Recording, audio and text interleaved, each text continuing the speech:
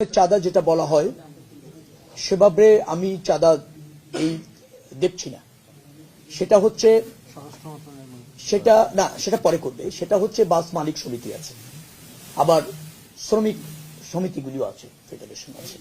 তারা তাদের কল্যাণে, এটা একটা অলিখিত বিধির মতো কোনো কোনো সময় তাদের কল্যাণেই তারা এটা ব্যয় করে, বিধায় কালেক্ট করে তাদের সম্মতিতে। চাঁদা আমি ওইটাকে বলতে চাই যে কেউ দিতে চান না বা তাকে বাধ্য করা হচ্ছে, সেটা হলো চাঁদা।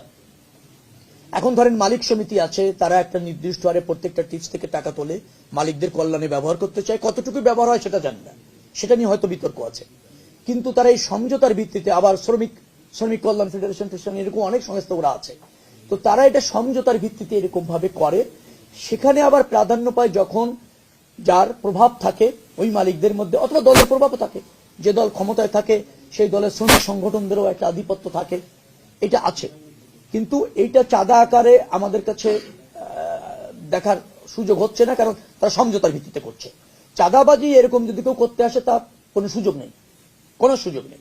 আমরা মনে করছি যে আকাঙ্ক্ষা নিয়ে এদেশের মানুষ এই সরকার অর্থাৎ বাংলাদেশ জাতীয়তাবাদী দলের প্রতি আস্থা রেখে জনরায় দিয়েছিল, এবং তার পরিপ্রেক্ষিতে যে সরকার গঠিত হয়েছে তাদের বিশেষ প্রত্যাশা রয়েছে জনগণের, এবং বিশেষভাবে কাজ করারও প্রয়োজন রয়েছে রাষ্ট্রের।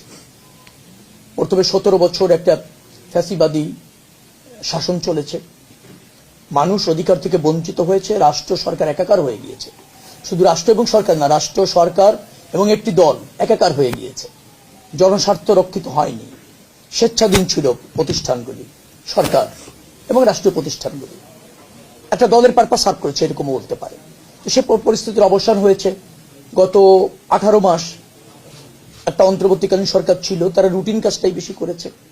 তাদের লক্ষ্য ছিল কিছু সংস্কার, বিচার এবং একটা ভালো নির্বাচন। তো ডেফিনেটলি একটা ভালো নির্বাচন করে তারা তাদের সফল পরিসমাপ্তি ঘটিয়েছে। এখন একটি নির্বাচিত সরকার আছে।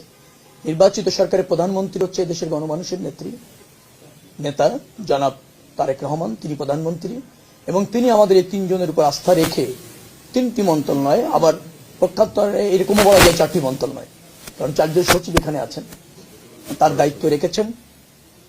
তো সেই দায়িত্ব দেওয়ার পর আস্থা রেখেছেন, দায়িত্ব দিয়েছেন, আমরা কাজ করছি।